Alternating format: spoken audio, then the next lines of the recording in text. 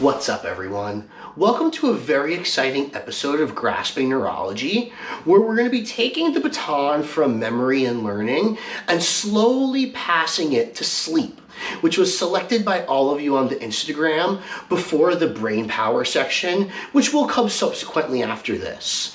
But you could have gone either way, and they're both so synergistic with each other. I found it somewhat enjoyable on my end to let you guys make that decision. So thank you very much for participating. But today we're taking that analogy from last week, where we talked about long-term potentiation, making a sword red hot and ready to be prepared for change. Then we have this hammer of specific information to make micro changes to the sword. Then we cool it. And after the cooling process, you can get it red hot again. And I even talked about how that layers on itself over time and over time through recruitment and refinement periods. And that's how you end up being good or not good at something, ironically enough. Because remember, in the very first video, the risk of learning, there's no such thing as a signal that gets sent that does nothing. If you are bad at something, it's because you've learned to be bad at something, the same way you learn to be proficient at something. So, a key portion of the sleep memory learning access, or the cooling of the sword, is going to come from a very large cohort of studies done quite a while ago now, actually, which makes me even feel a little bit old, where a bunch of people were given phone numbers from outside their country, because in the United States it's da da da da da da da da da da da, and that rhythmicity, that anticipation, is a bias, obviously, in a research setting for you remembering something. So they had people remember this subset of numbers that was maybe from another country, the UK, where the phone number looks very different, or Australia, Then there were three groups. People were either sleep deprived, given a nap, or a full night's sleep, and they were told to come back tomorrow without trying to remember much about the phone number, just letting it resonate within their brain itself and see how much they remembered the next day. And it was just across the board better the more you slept.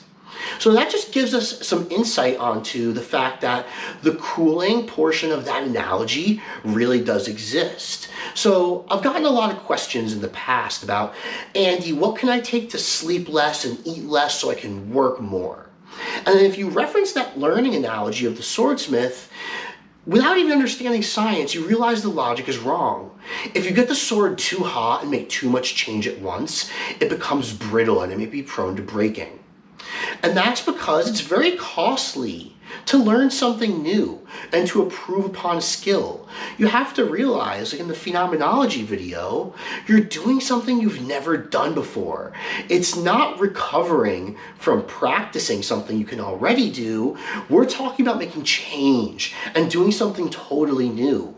And that expenditure difference is pretty monetized when it comes to biology.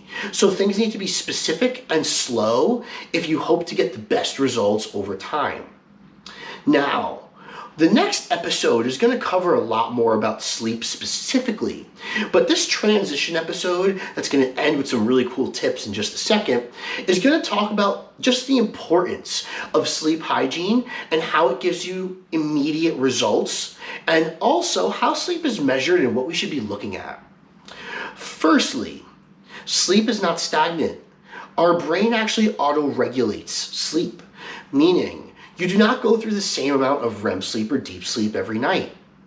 Secondly, we look at sleep over the course of a week and accumulate your total hours.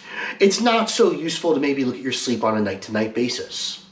Finally, make sure that your body's internal systems are aware it's time to go to sleep.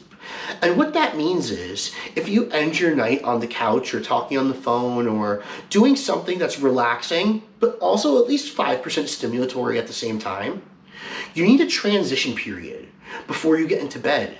So maybe some moonlight exposure, or just all the lights off, zero light from your phone or the light bulbs impacting you, and nothing to consciously think about. You just let yourself be.